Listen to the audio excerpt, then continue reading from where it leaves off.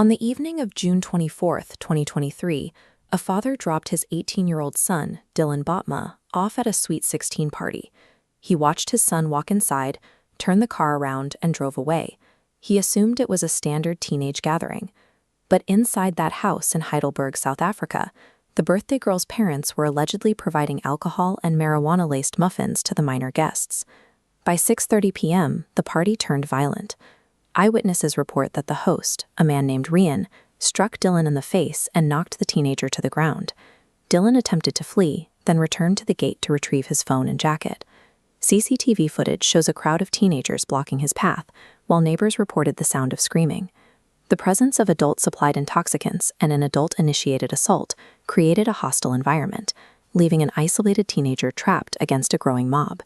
Dylan had promised to call his father at 8 p.m. When the hour passed in silence, his father drove back to the house to check on him. This timeline illustrates the immediate contradictions Dylan's father encountered.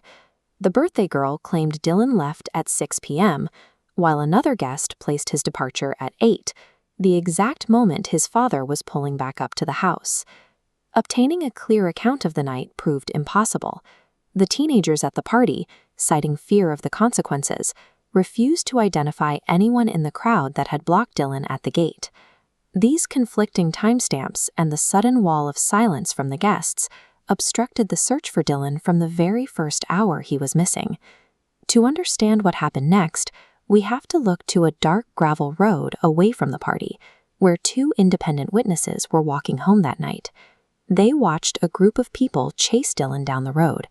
They saw the mob corner him and try to force him to smoke something, as he repeatedly shouted that he couldn't. A bakkie, a pickup truck, sped down the road. Desperate to escape his pursuers, Dylan jumped onto the passing vehicle. He leaped off the truck moments later and sprinted toward the R23 highway, screaming for help. Dylan reached the highway because he was fleeing for his life. He was running toward the only source of light and traffic he could find to escape the mob. At the highway intersection, the accounts diverge again. While some claim Dylan ran into the road, witnesses hiding nearby say they saw the mob physically push him into the path of oncoming traffic. This map shows the intersection, where a white Autotech tow truck with orange markings strikes him. The owner of the tow truck company denies a deliberate hit and run and claims Dylan ran into the street. However, the vehicle did not stop after the collision. For 10 minutes, Dylan lay critically injured and alone in the dark. The map shows the mob immediately scattering, leaving the scene before help could arrive. A Mercedes-Benz later traveled down the same stretch of road. The driver, unable to see Dylan lying in the dark, struck him and dragged him for 25 meters. Dylan's death involved a host who initiated the violence, a mob who forced him into traffic, and a driver who fled the scene of a fatal collision. 1 year later, despite ongoing investigations for culpable homicide and assault, the police have made 0 arrests. The investigation contains significant gaps. Rian, the host seen punching Dylan at the party, has never been questioned by the authorities. Shortly after that night, the host family left Heidelberg entirely, leaving no trace of their whereabouts. Some parents of the partygoers claim the local police actively reached out to them with a specific instruction: do not talk to anyone about the case. When the police themselves order silence from witnesses, the stalled investigation becomes a direct product of official interference.